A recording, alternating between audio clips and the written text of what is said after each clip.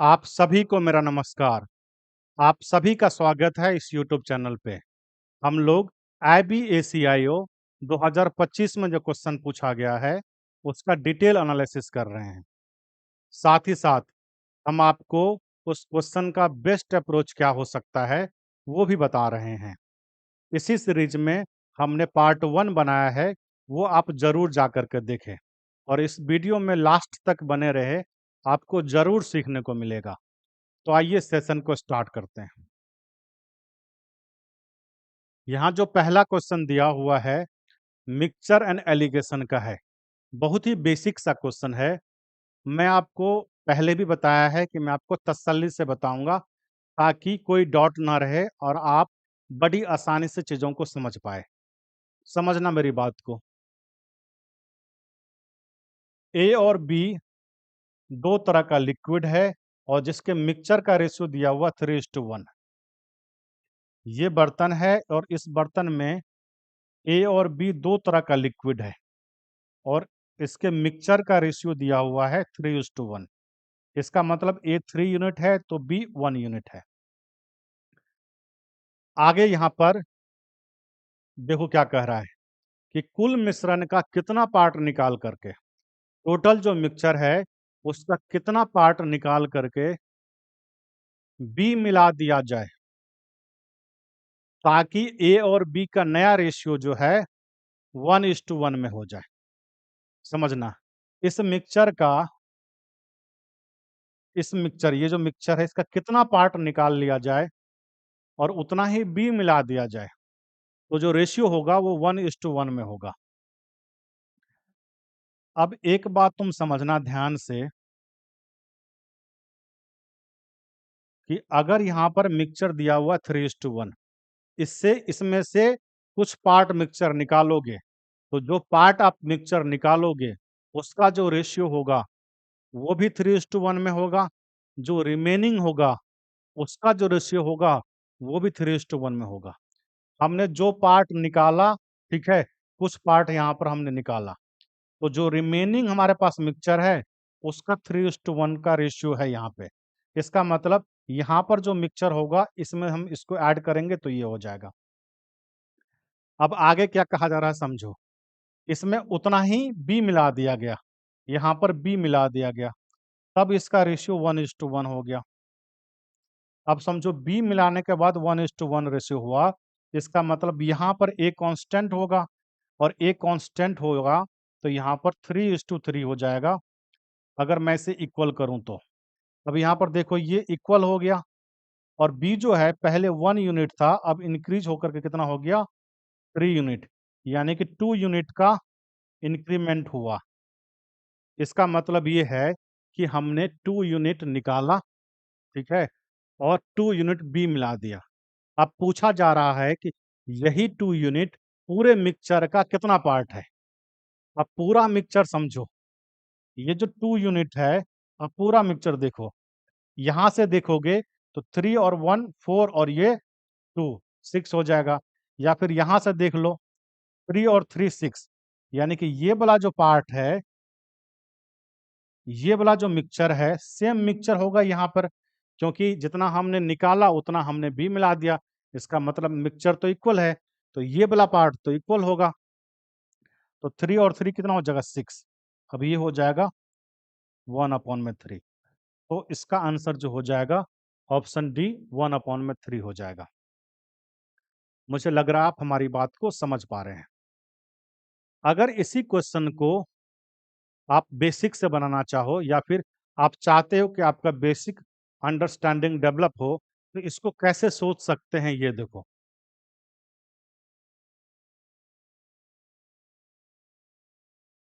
समझना मेरी बात को। ये जो मिक्सचर है, हमने मान लिया मिक्सचर क्या है, x यूनिट हमने मिक्सचर मान लिया, ठीक है, और हमने जो निकाला है वो ए पार्ट निकाला है। इसका मतलब ये है कि ए पार्ट हमने निकाला, टोटल मिक्सचर है x, तो हमें ए का मान निकालना होगा। अब समझो, यहाँ पर तुम बी इंक्रीज कर रहे हो, इसका मतलब ए जो है वो ग्रेजुअली डिक्रीज होगा, तो ए का मान देखो क्या होगा। रेशियो में ए का जो मान है वो क्या है, 3/4। ए जो होगा वो 3/4 होगा। अब समझना, मल्टीप्लाई में हो जाएगा x माइनस का ए अपॉन में टोटल मिक्सचर तो x है, बराबर में हो जाएगा 1/2। अब यहाँ पर देखो 2 से 2 कैंसिल कर दो, यहाँ पर हो जाएगा, ये हो जाएगा 2x इक्वल टू हो जाएगा 3x माइनस का 3 है। ये इसको इधर लेके जाओ तो ये हो जाएगा x बराबर में 3 है। और हमें निकालना क्या है, a का मान निकालना है। तो a बराबर क्या हो जाएगा, a बराबर हो जाएगा x अपॉन में 3। पूछा जा रहा है कि मिक्सचर का कितना पार्ट, यानी कि इसका कितना पार्ट। तो इसका कितना पार्ट का मतलब ये है कि x मल्टीप्लाई में 1/3। तो इसका आंसर हो जाएगा 1/3। पहले वाला मेथड बेस्ट अप्रोच है, आप वैसे कर सकते हो। समझना है तो इस तरीके से भी आप चीजों को समझ सकते हो। अगला क्वेश्चन देखते हैं। देखो, एवरेज का क्वेश्चन है, समझना। 3 दोस्त है ए बी और सी। एक टेबल है जिसका एवरेज वेट जो है वो अनुमान लगाने की कोशिश करते हैं। एक टेबल का एवरेज वेट का अनुमान लगाने की कोशिश करते हैं। ए कहता है, यानी कि ए के अनुसार जो टेबल है उसका जो वेट है वो 90 केजी से ज्यादा, लेकिन 97 केजी से कम है। यानी कि ए ये कह रहा है जो टेबल का वेट है, यानी कि वेट ऑफ टेबल जो है वो 90 केजी से ज्यादा है, लेकिन 97 केजी से कम है। ए के अनुसार से ये है। आगे देखो, बी का अनुमान है और वो सोचता है कि जो टेबल का वेट है वो 85 केजी से ज़्यादा है। यानी कि जो टेबल का वेट है वो 85 केजी से ज़्यादा है, लेकिन 95 केजी से कम है। 95 केजी से कम है। इसी तरीके से सी भी अनुमान लगाता है। और सी क्या अनुमान लगाता है ये समझो। सी अनुमान लगाता है कि जो टेबल का वेट है वो 93 केजी से ज़्यादा नहीं हो सकता। यानी सी के अनुसार जो वेट है, जो टेबल का वेट है वो 93 केजी से ज़्यादा नहीं हो सकता। इसका मतलब ये जो वेट है या तो 93 केजी के बराबर होगा या तो 93 केजी से कम होगा।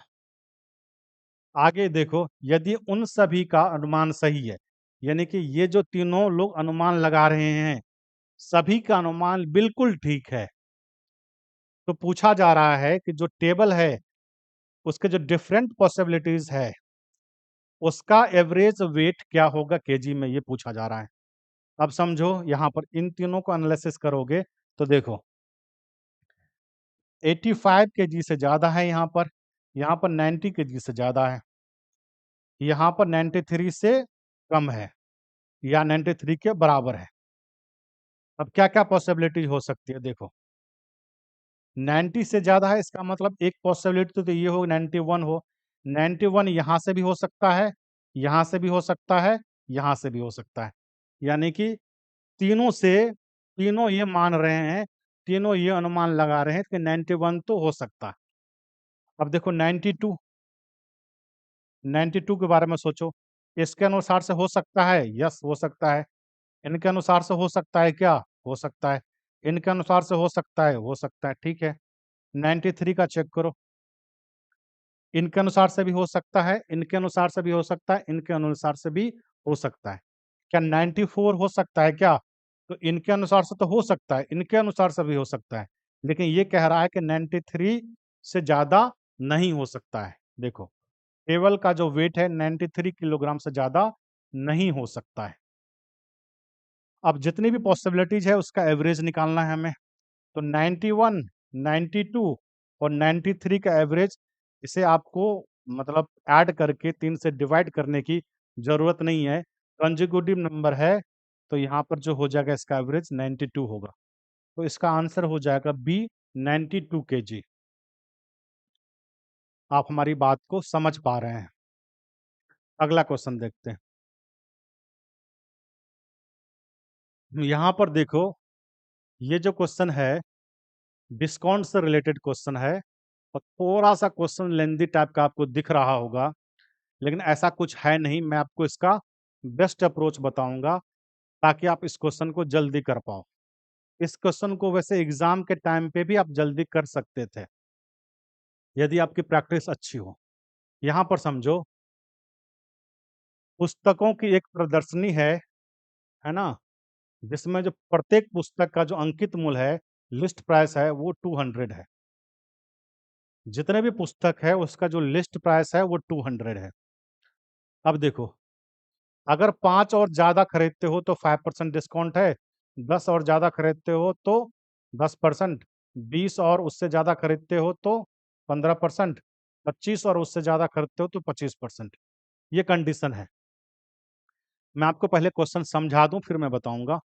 अब यहाँ पर देखो, there is an extra 10% discount for payment by cash. अगर आप कैश से पेमेंट करते हो तो एक्स्ट्रा 10% डिस्काउंट मिलता है।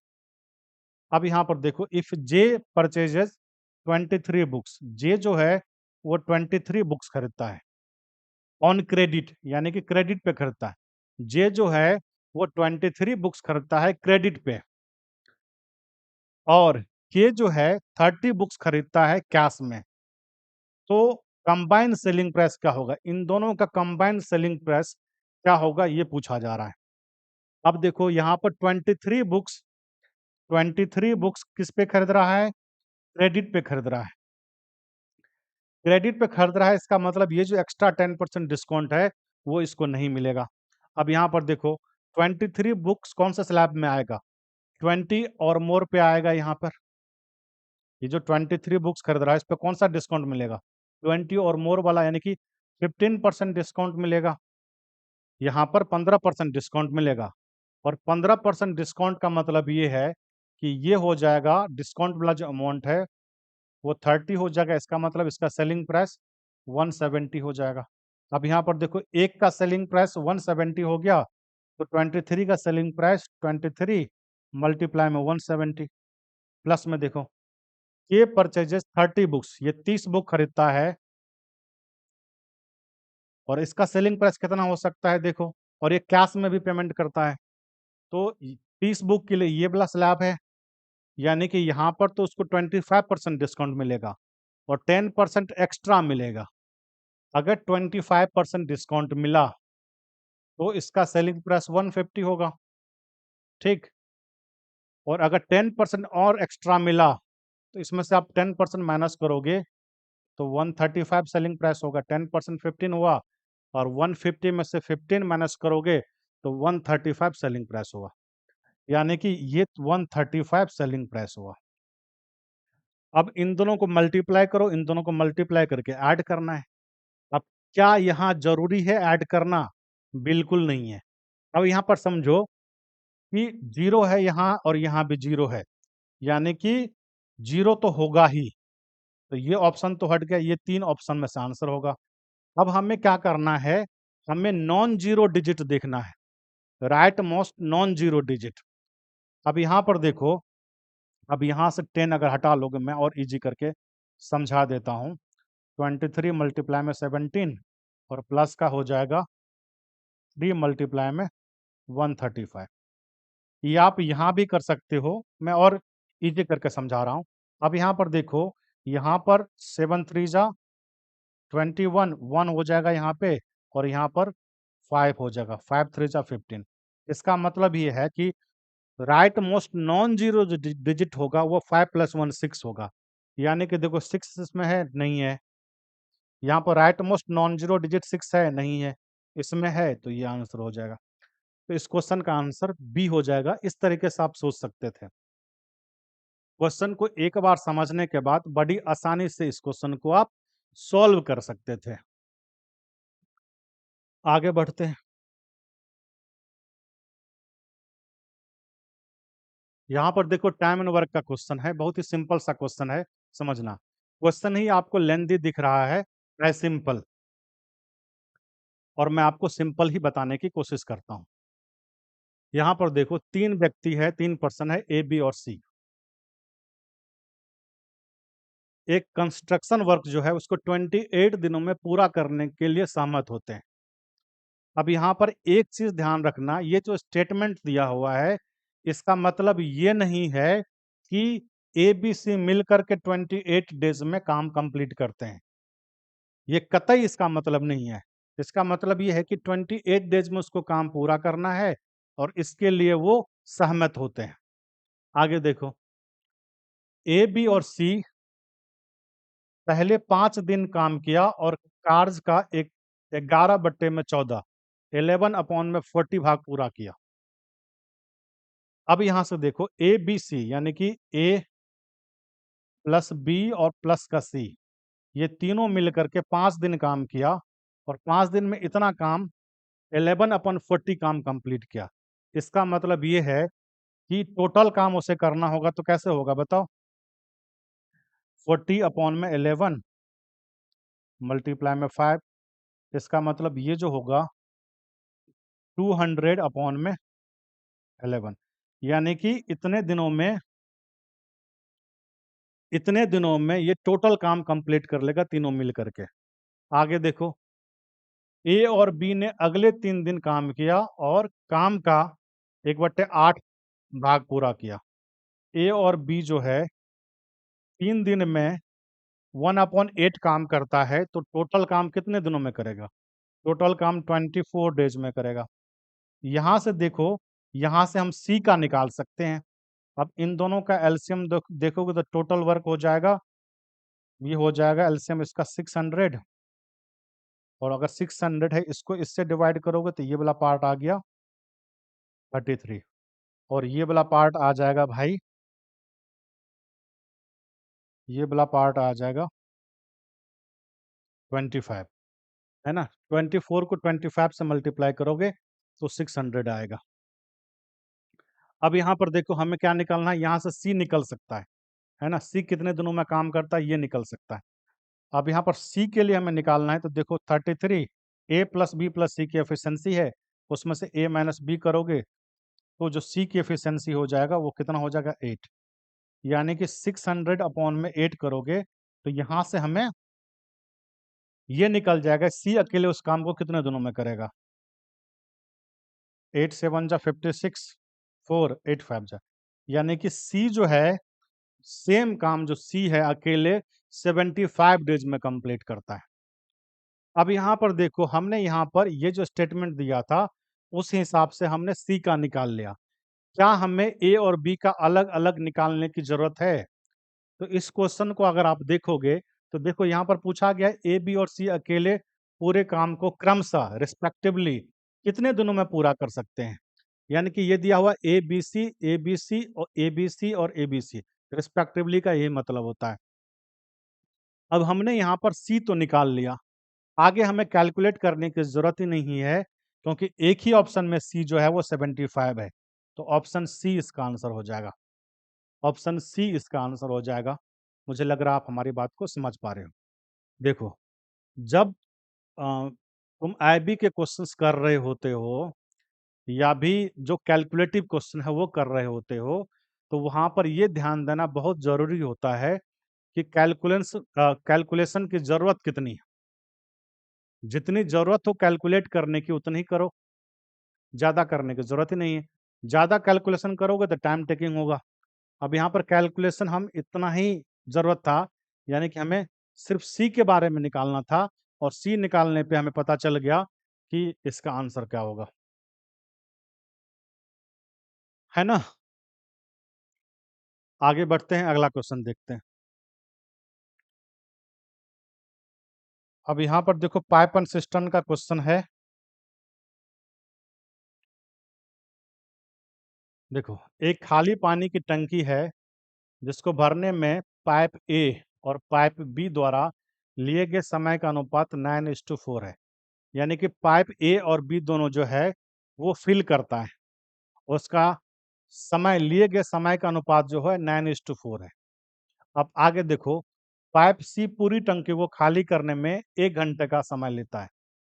इसका मतलब ये है कि जो सी है वो 60 मिनट में क्या करता है, खाली कर देता है, ये खाली कर देता है। जब तीनों पाइप एक साथ खोले जाते हैं तो टंकी को भरने में 1.5 घंटे लगते हैं। यानी कि तीनों पाइप को अगर एक साथ खोल दोगे तो टंकी को फिल होने में 1.5 घंटे लगते हैं। अब तीनों पाइप कौन सा है, ये सी हो गया, तीनों pipe A plus B plus का सी, और यहाँ पर ध्यान रखना भाई, सी खाली कर रहा है और ये क्या है, 90 मिनट में फिल हो रहा है। यानी कि तीनों की जो एफिशिएंसी है वो पॉजिटिव होगी, ये भी ध्यान रखना। सी की एफिशिएंसी नेगेटिव है लेकिन तीनों की एफिशिएंसी पॉजिटिव है। पाइप ए और बी एक ही समय पर खोले जाते हैं। 24 मिनट बाद पाइप सी को खोला जाता है। तो तीनों पाइपों द्वारा शेष टंकी को भरने में कितना समय लगेगा, मिनट में पूछा गया, और मिनट में पूछा गया इसलिए हमने सी का जो टाइम है वो मिनट में लिया और इसका भी मिनट में लिया।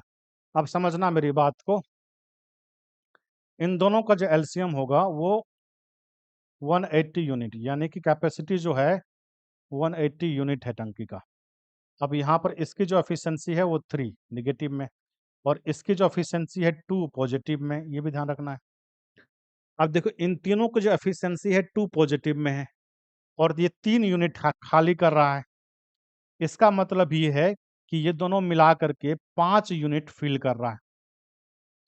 इतना तो समझ रहे हो, 5 यूनिट फिल करेगा, 3 यूनिट खाली करेगा, तभी 2 यूनिट फिल हो रहा होगा।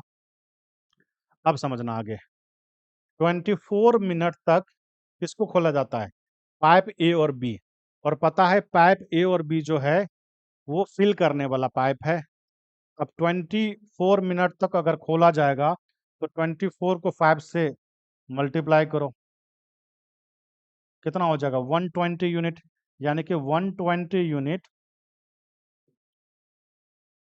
इन्होंने फिल कर दिया। बचा कितना, 60 यूनिट। अब 60 यूनिट फिल करना है तीनों को मिला करके, और तीनों को मिला करके जो एफिशिएंसी है 2 यूनिट है जो फिल कर रहा है, तो 60/2 क्या कितना हो जाएगा, 30 मिनट, है ना। पूछा क्या जा रहा है, तीनों पाइपों द्वारा शेष टंकी को, यानी कि शेष टंकी को फिल करने में कितना टाइम लगेगा, 30 मिनट लग जाएगा। और इस क्वेश्चन का आंसर क्या हो जाएगा, ऑप्शन ए हो जाएगा इस क्वेश्चन का आंसर। अब यहाँ पर समझने वाली बात यह है कि ये जो स्टेटमेंट दिया हुआ है 9:4 वाला जो स्टेटमेंट दिया हुआ है, इसकी जरूरत ही नहीं पड़ी यहाँ पर सॉल्व करने के लिए, इस स्टेटमेंट की कोई जरूरत ही नहीं पड़ी। ठीक है, ये ऐसे ही दिया हुआ था कंफ्यूज करने के लिए। आगे बढ़ते हैं,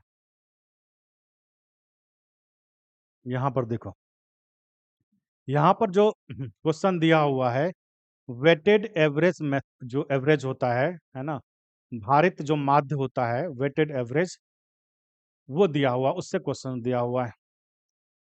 और जो वेटेड एवरेज होता है वो होता है सिग्मा डब्लू एक्स अपॉन में सिग्मा डब्लू। डब्लू का मतलब वेट, यानी कि जो मीन होगा, एवरेज होगा, वेटेड एवरेज होता है सिग्मा डब्लू एक्स अपॉन में सिग्मा डब्लू। डब्लू जो है वो वेट होता है। अब यहाँ पर समझो, दिया हुआ सब्जेक्ट दिया हुआ मैथ, हिस्ट्री, केमिस्ट्री, इंग्लिश, और इसका वेट दिया हुआ है और इसका मार्क्स दिया हुआ है। फिर आगे दिया हुआ है कि if the second semester the student score 5 more marks each in math and chemistry and 5 less mark each in history and English, the weights remaining the same, what is the overall average for the year, है ना, पूरे साल का average क्या होगा। ध्यान से समझना, मैं इसको आप बेस्ट अप्रोच बताऊंगा, है ना, और डिटेल से भी बताऊंगा, समझना मेरी बात को। यहाँ पर इस क्वेश्चन को स्टार्ट कैसे करें, देखो यहाँ पर ये फॉर्मूला होता है, यानी कि हमें क्या निकालना है, डब्ल्यू एक्स निकालना है और सिग्मा डब्ल्यू से डिवाइड करना है। अब यहाँ पर इनको अगर आप ऐड करोगे तो ये आ रहा है 1, ये जो आ रहा है वो 1 है। ठीक है, यानी कि किसी भी यहाँ पर जो भी वैल्यू आएगा उसको आप 1 से डिवाइड करोगे तो जो न्यूमरेटर होगा वही होगा। इतना तो समझ में आ रहा है मेरी बात। और यहाँ पर देखो ये जो दिया हुआ है वो फर्स्ट सेमेस्टर का दिया हुआ है। फर्स्ट सेमेस्टर का जो यहाँ पर देख रहे हो जो एवरेज है वो हमें निकालना होगा। फिर सेकंड सेमेस्टर का जो एवरेज है वो निकालना होगा और दोनों का एवरेज हमें लेना होगा तो पूरे ईयर का एवरेज होगा। अब यहाँ पर देखो, यहाँ पर ऑप्शन आप देखोगे तो पॉइंट के बाद एक डिजिट है और सब में अलग अलग है, तो क्यों ना हम पॉइंट के बाद का डिजिट निकाल लें। अब यहाँ पर कैलकुलेट करो तो यहाँ पर पॉइंट के बाद जो डिजिट आएगा वो 5 आएगा। 5 3 जा 15। अब यहाँ पर देखो पॉइंट के बाद 0 आएगा, यहाँ पर देखो पॉइंट के बाद 2 आया और यहाँ पर देखो पॉइंट के बाद 5 आया। यानी कि इन सब को ऐड करोगे तो पॉइंट के बाद 2 आएगा। अब यहाँ पर देखो, यहाँ पर जो भी नंबर आएगा पॉइंट के बाद 2 आएगा और उसको 1 से डिवाइड करोगे तो पॉइंट 2 आएगा। यानी कि फर्स्ट सेमेस्टर का जो पहला सेमेस्टर है उसका जो एवरेज है वो पॉइंट 2 आ गया। समझना मेरी बात, में बहुत गहरी बातें बता रहा हूँ। पहले सेमेस्टर का जो वेटेड एवरेज है वो जो भी हो वो पॉइंट 2 है। अब यहाँ पर आगे देखो दूसरे सेमेस्टर में क्या हो रहा है। मैथ में और केमिस्ट्री में, मैथ में और केमिस्ट्री में 5 अंक अधिक है ना। यानी कि केमिस्ट्री में और मैथ्स में उसको 5 अंक अधिक मिले। तो समझना मेरी बात को, अगर ये 5 अंक अधिक मिला तो देखो सम कितना होगा। अब यहाँ पर देखो इसमें 5 अंक अधिक मिला मैथ्स में और केमिस्ट्री में, इसमें और इसमें। अब यहाँ पर 90 नंबर हो गया, 85 5 90। समझ पा रहे हो मेरी बात कि नहीं समझ पा रहे? पहले 85 था मार्क्स, 5 नंबर इंक्रीज हुआ तो 90 हो गया। अब यहाँ पर इन सब का कुछ सम रहा होगा, हमें 90 से नहीं निकालना है। हमें क्या करना है, हमें पहले का जो सम है उससे सम कितना इंक्रीज हुआ है डिक्रीज हुआ वही चेक करना है। 85 यहाँ पर 5 इंक्रीज हुआ है तो 5 3 जा, यानी कि यहाँ से 1.5 इंक्रीज हो गया सम। अब देखो केमिस्ट्री ये है 0.4 है और यहाँ से इंक्रीज हो गया 2.0। सम यहाँ से इंक्रीज हुआ 2.0 और यहाँ से इंक्रीज हुआ 1.5। अब देखो हिस्ट्री और इंग्लिश में 5 अंक कम प्राप्त किए। हिस्ट्री में देखो 0.2 है तो कम हुआ, यहाँ पर 1 कम हुआ। और इंग्लिश में 0.1 है, 0.1 को 5 से मल्टीप्लाई करोगे तो 0.5 हो जाएगा, ये भी हो जाएगा। अब यहाँ पर देखो सम 3.5 से इंक्रीज हुआ और सम 1.5 से डिक्रीज हुआ। इसका मतलब जो है वो सम जो है वो 2 से इंक्रीज हो जाएगा। अगर सम 2 से इंक्रीज हो जाएगा तो हमें ये देखना है एवरेज कितना से इंक्रीज होगा। अब एवरेज देखो, सेकंड सेमेस्टर की बात कर रहा हूँ। एवरेज के लिए यहाँ पर दिया हुआ है जबकि भारांक यानी कि वेट समान है, यानी कि जो वेट यहाँ है वही वेट है। इसका मतलब 2 को आप 1 से डिवाइड करोगे 2 ही होगा। इसका मतलब ये है कि पहले सेमेस्टर का जो एवरेज वेट है, जो एवरेज वेट है दूसरे सेमेस्टर का उससे 2 ज़्यादा है। 2 ज़्यादा का मतलब पॉइंट के बाद भी 2 ही होगा, पॉइंट के बाद 2 ही होगा। अब यहाँ से तुम एवरेज निकालोगे इन दोनों का, पूरे साल का निकल जाएगा। अब इन दोनों का एवरेज निकालोगे तो 2 प्लस का 2 4, यानी कि पॉइंट के बाद 4 आएगा और उसको तुम 2 से डिवाइड करोगे तो पॉइंट के बाद 2 ही आएगा और इसका आंसर हो जाएगा 85.2। 85.2। इसका ऑप्शन इजी था तो हमने क्या किया, पॉइंट के बाद जो एक डिजिट है वही निकाल लिया ताकि कैलकुलेशन इजी हो। समझ पा रहे हो मेरी बात? कैलकुलेशन को इजी करने के लिए ऐसा किया गया है। अब समझना मेरी बात को ध्यान से। अगर मान के चलो कैलकुलेट कर रहे हो पूरा, तो पूरा कैलकुलेट कर रहे हो तो यहाँ पर देखो, यहाँ पर कैलकुलेट करना पड़ेगा। ये वाला कैलकुलेट करके यहाँ लिखो, ये कैलकुलेट करके यहाँ लिखो, ये कैलकुलेट करके यहाँ लिखो और ये कैलकुलेट करके यहाँ लिखो। इन सब को आप ऐड करोगे और फिर इनसे डिवाइड करोगे तो फर्स्ट सेमेस्टर का आ जाएगा। और इसी तरीके से जो फर्स्ट सेमेस्टर का आएगा उसमें 2 आप ऐड करोगे तो सेकंड सेमेस्टर का आ जाएगा, और सेकंड सेकंड सेमेस्टर का जो भी आएगा उन दोनों को ऐड करके आप 2 से डिवाइड करोगे तो पूरे ईयर का एवरेज आ जाएगा, और जो कि 85.2 ही आएगा, 85.2 ही आएगा। मुझे लग रहा है आप हमारी बात को समझ पा रहे हो। आगे बढ़ते हैं। अब यहाँ पर देखो, डिस्काउंट का एक और कैलकुलेटिव क्वेश्चन है। देखो, एक कंपनी है, वो डिफरेंट टाइप का छूट दे रहा है ना। एक छूट ऐसा है जो अगर कैश पेमेंट किया जाता है तो जो डिस्काउंट है 40% और 30% का दो क्रमिक छूट, सक्सेसिव डिस्काउंट दिया जाता है। यानी कि जो कैश पे अगर सामान खरीदते हो तो वहां पर जो हमें डिस्काउंट मिल रहा है 40% और 30% का सिंगल डिस्काउंट आप निकाल लो। सिंगल डिस्काउंट निकालोगे तो 40 प्लस का 30 माइनस में 40 मल्टीप्लाई में 30 अपॉन में 100 होता है। अब इसको कैंसिल करोगे तो 70 माइनस का 12 हो जाएगा, यानी कि 58। ये वाला जो पार्ट हो जाएगा यहाँ पर 58% हो गया। ठीक है, जो डिस्काउंट होगा वो 58% हो जाएगा। अब यहाँ पर देखो, ये हो जाएगा 5 बाय 5 गेट 3 फ्री। यहाँ पर कितना डिस्काउंट होगा देखो, यानी कि बाय 5 गेट 3 फ्री, इसका मतलब जो लिस्ट प्राइस हो जाएगा वो 8 यूनिट होगा, तो डिस्काउंट कितना हो जाएगा, 3 यूनिट हो जाएगा। 8 लिस्ट प्राइस है और डिस्काउंट कितना है, 3 यूनिट, ये हो गया। उसके बाद देखो, इसको अगर आप निकालोगे तो इसे 100 से मल्टीप्लाई करो तो जो डिस्काउंट परसेंटेज होगा वो 37.5 हो जाएगा। ये हो जाएगा 37.5। आगे देखो, बाय 8 गेट 5 फ्री। अब यहाँ पर क्या डिस्काउंट होगा वो देख लो, 5 अपॉन में 13 मल्टीप्लाई में 100। अब यहाँ पर देखो 500 अपॉन में 13। अब यहाँ पर एक बात समझना है ना। वो क्या समझना है, वो ध्यान से समझो।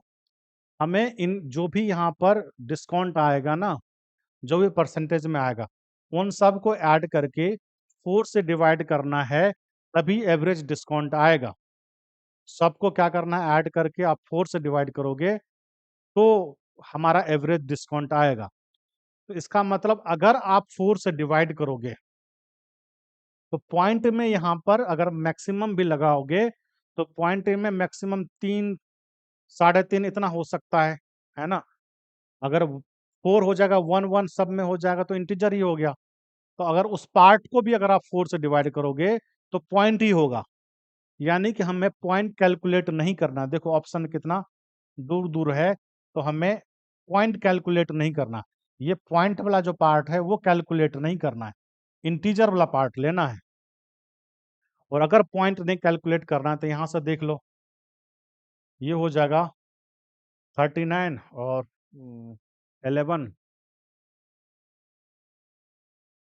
ये हो जाएगा 38, यानी कि 38 पॉइंट समथिंग होगा। हम पॉइंट कैलकुलेट नहीं कर रहे हैं, ये हो जाएगा 38, थर्ड वाला। अब यहाँ पर देखो, बाय 4 गेट 6 है ना, यानी कि 4 खरीदते हो और पाते हो 6, यानी कि 2 यूनिट, 2 का डिस्काउंट मिला। कितना में, 2 का डिस्काउंट मिला 6 में। तो इसका मतलब ये हो जाएगा 1/3, 33 1/3, यानी कि ये हो जाएगा 33। अब इन सब को ऐड करो, 8 7 15, 15 और 10 25 1 26, ये 6 हो गया, 2 हो गया, 7 3 10 3 13 3 16, 166 हो गया ये। अब 166 को कितना से डिवाइड करना है, 4 से डिवाइड करना है।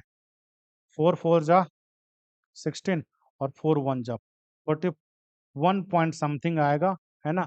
इस सब को, पॉइंट को भी अगर आप कैलकुलेट करोगे, पॉइंट को अगर कैलकुलेट करोगे तो 41 पॉइंट समथिंग आएगा। अप्रोक्सीमेट भी अगर आप लोगे, थोड़ा ज़्यादा करके भी लोगे, तो 42 अगर आप मान सकते हो, है ना। लेकिन हमारा ऑप्शन 45 है इसके बाद, 41 के बाद। इसका मतलब ये है कि इसका जो आंसर होगा वो डी हो जाएगा, 41.82। इसका जो आंसर है ऑप्शन डी हो जाएगा। तो यहाँ पर हमें डेसिमल को काउंट नहीं करना था, निग्लेक्ट करना था, तो बड़ी आसानी से इस क्वेश्चन को हम कर सकते थे।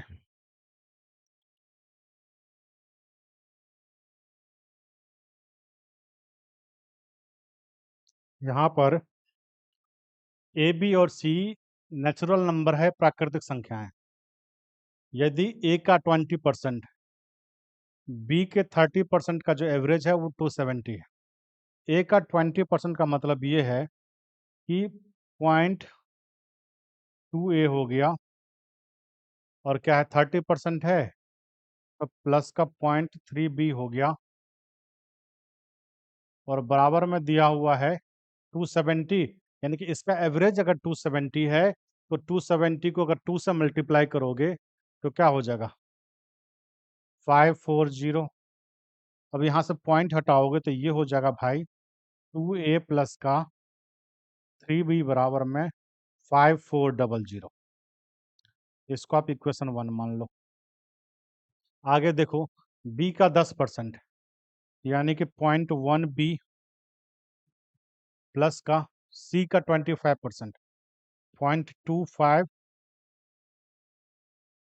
c का एवरेज जो है 115 है, 115 का 2 से मल्टीप्लाई करोगे तो ये कितना हो जाएगा 230।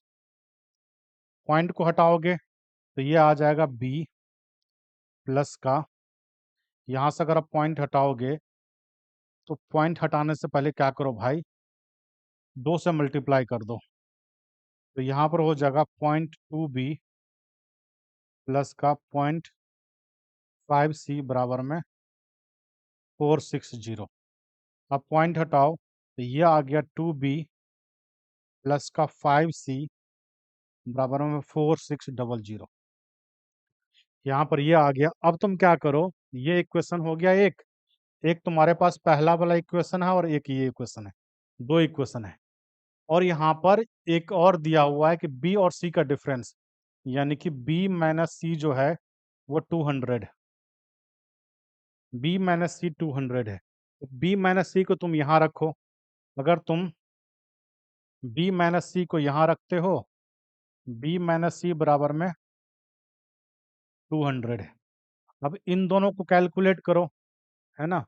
इक्वेशन 2 हो गया, इक्वेशन इसको 3 मान लेते हैं भाई। अब इन दोनों को कैलकुलेट करो, इन दोनों को अगर आप कैलकुलेट करते हो तो यहाँ पर हमने जो कैलकुलेट किया है भाई, C बराबर हो जाएगा 600 और B बराबर हो जाएगा 800। C बराबर 600 और B बराबर हो जाएगा 800। और इसी तरीके से यहाँ पर वैल्यू पुट करोगे तो यहाँ पर A बराबर हो जाएगा, इसे आप कैलकुलेट कर लेना, A बराबर हो जाएगा 1500। अब इन सब को ऐड करोगे आप, यहाँ पर देखो 1500 प्लस का 800 प्लस का 2c है तो 1200, तो ये हो जाएगा भाई 3500। इस क्वेश्चन का आंसर हो जाएगा 3500। 3500 इस क्वेश्चन का आंसर हो जाएगा। थोड़ा सा यहाँ पर कैलकुलेशन था, कर लेना, ठीक है। अब यहाँ पर देखो कि ये वैल्यू निकालना है, और मैं आपको बता दूं यहाँ जो क्वेश्चन पूछा गया है वो क्वेश्चन रॉन्ग है, कुछ त्रुटि है इसमें।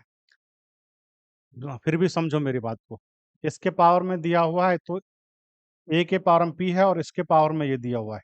पी को आप यहाँ से हटा करके यहाँ रखोगे, है ना, तो मल्टीप्लाई हो जाएगा। इतना तो पता होगा भाई कि ए के पावर में एम और इसके पावर में एन दिया हो तो ये इन दोनों का मल्टीप्लिकेशन हो जाता है, इन दोनों का प्रोडक्ट होता है, यानी कि ए के पावर में एम एन हो जाएगा। तो इसी तरीके से यहाँ पर आया। अब यहाँ पर देख लो, यहाँ पर हो जाएगा माइनस का पी, ये यहाँ से हटा दो। अब यहाँ पर देखो, ये यहाँ से हटाओगे तो ऊपर में माइनस का 2p हो जाएगा। अब समझना मेरे बात को ध्यान से, p के पावर 4 प्लस का पी स्क्वायर प्लस का 1, इसे इन दोनों को मल्टीप्लाई करोगे तो इसे यही आता है। पहले इन दोनों को कैलकुलेट कर लो, इन दोनों को कैलकुलेट करोगे तो ए के पावर में ये दिया हुआ है, ए के पावर में ये दिया हुआ है, मल्टीप्लाई में तो इन दोनों को ऐड करो, इन दोनों को ऐड करोगे ये और ये पार्ट ऐड होगा, अब यहाँ पर देखो ऊपर में क्या हो जाएगा, पी इंटू में हो जाएगा ये, इसको आप मल्टीप्लाई करो, ऊपर में हो जाएगा पी क्यू, और ये हो जाएगा पी क्यू हो जाएगा प्लस का पी स्क्वायर हो जाएगा प्लस का पी हो जाएगा। यहाँ माइनस है तो माइनस से मल्टीप्लाई होगा, तो माइनस से मल्टीप्लाई करो इसको, माइनस पी क्यू हो जाएगा, माइनस से इसको मल्टीप्लाई करोगे प्लस का पी स्क्वायर हो जाएगा, ठीक है। और यहाँ पर माइनस का पी हो जाएगा, और अपॉन में क्या हो जाएगा, अपॉन में हो जाएगा देखो, अपॉन में इन दोनों का प्रोडक्ट, और इन दोनों का प्रोडक्ट क्या होगा, पी के पावर 4 प्लस का पी स्क्वायर प्लस का 1। अब ये वाला पार्ट कैंसिल हो गया, और देखो ये वाला पार्ट भी कैंसिल हो गया, ऊपर में आ गया 2p² अपॉन में पी के पावर 4 प्लस का पी स्क्वायर प्लस का 1। ये क्या है, ये ए के पावर में ये दिया हुआ है। अब यहाँ पर देखो ए के पावर में -2 है, अपॉन में पी के पावर 4 प्लस का पी स्क्वायर प्लस का 1। अब यहाँ पर देखो, यहाँ जो आप कैलकुलेट करोगे यहाँ पर माइनस आ जाएगा, माइनस का 2p, और नीचे में तो यही रह जाएगा। तो मेरे हिसाब से यहाँ पर जो 1 है ना, इस जगह का पे अगर p हो जाए, जो यहाँ पर 1 है इस जगह पे p हो जाए, अगर इस जगह पे p हो जाए तो ये हो जाएगा -2p²। और अगर ऐसा हो जाएगा -2p² अपॉन में क्या हो जाएगा, p के पावर 4 प्लस का p² प्लस का 1, ऐसा होगा।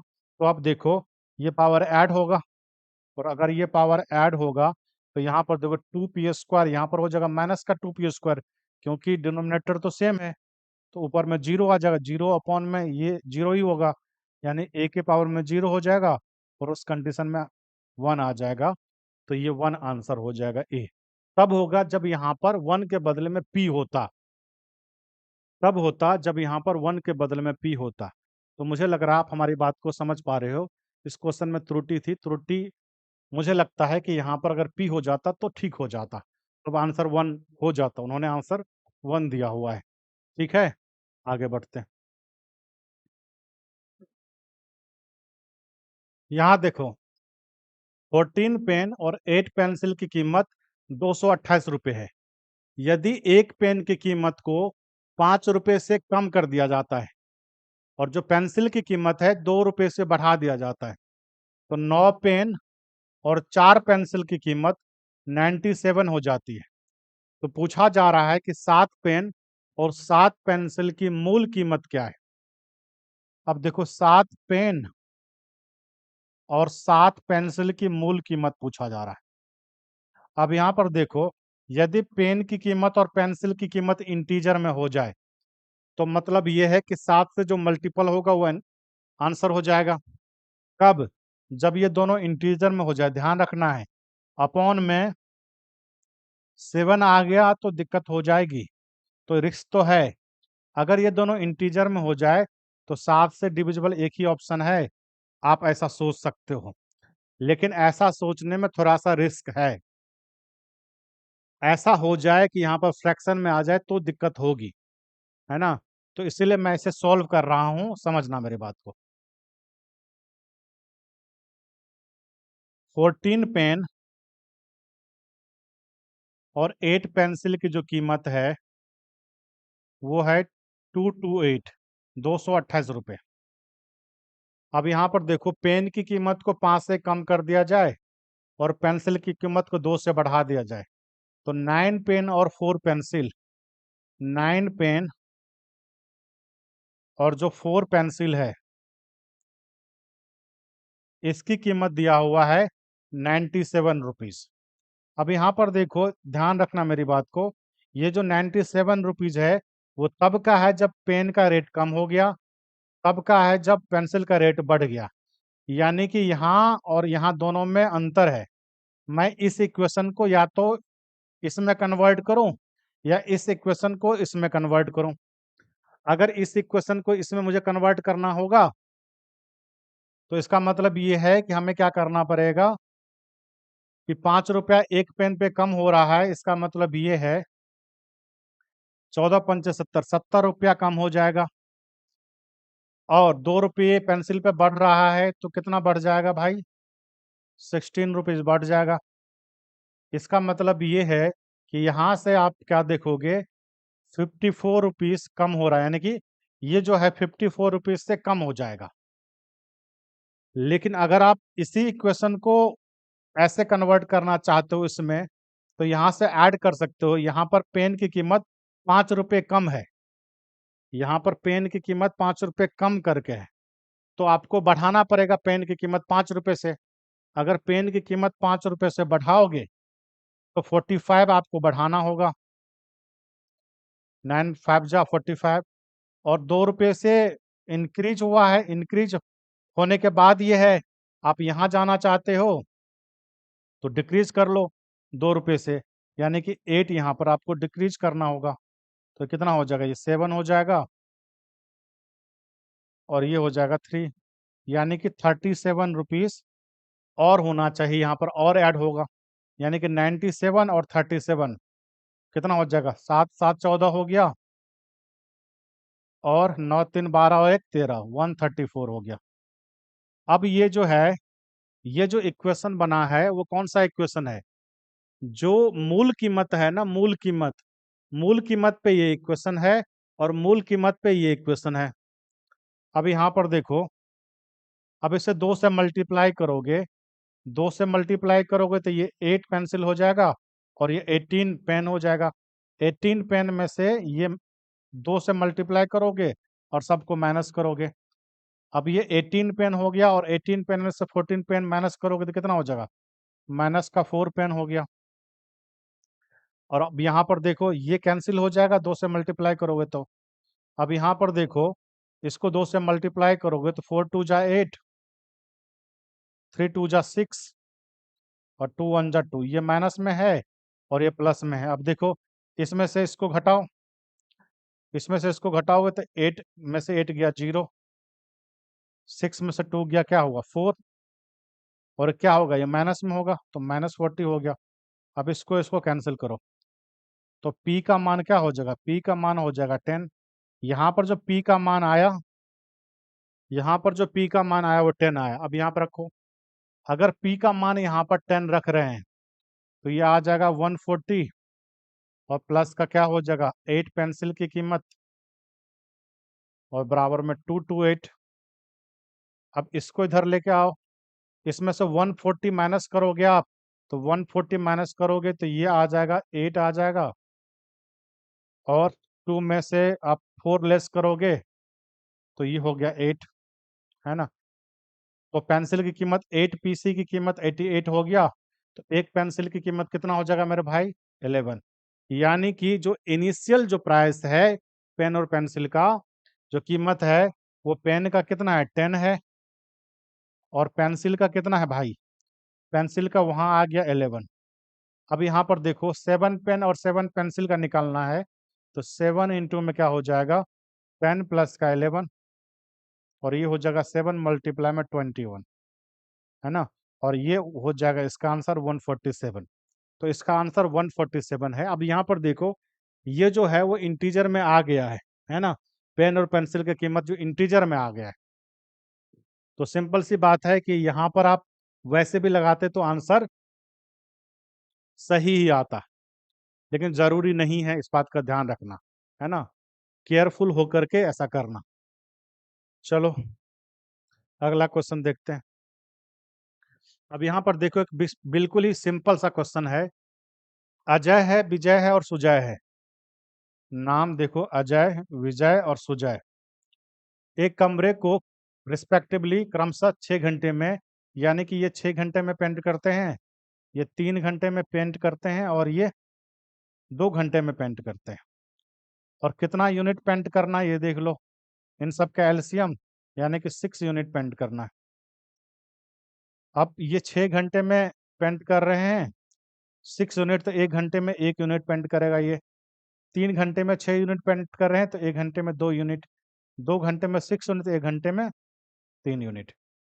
अब समझना मेरी बात को, पूछा यह जा रहा है, पहले घंटे जो है, पहले घंटे अजय काम करता है, दूसरे घंटे अजय और विजय काम करता है, तीसरे घंटे से तीनों काम करता है।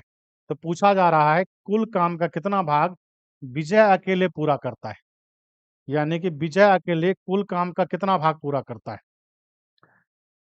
समझना मेरी बात को, पहले घंटे में अजय काम किया तो 1 यूनिट काम करेगा, दूसरे घंटे में अजय और विजय, है ना, तो अजय और विजय 3 यूनिट काम किया, यानी कि 2 घंटे में 4 यूनिट काम किया। और 2 घंटे में विजय जिसका निकालना है वो कितना काम किया, 1 ही घंटे काम किया। अब 2 यूनिट और काम करना है और तीनों मिल करके करना है।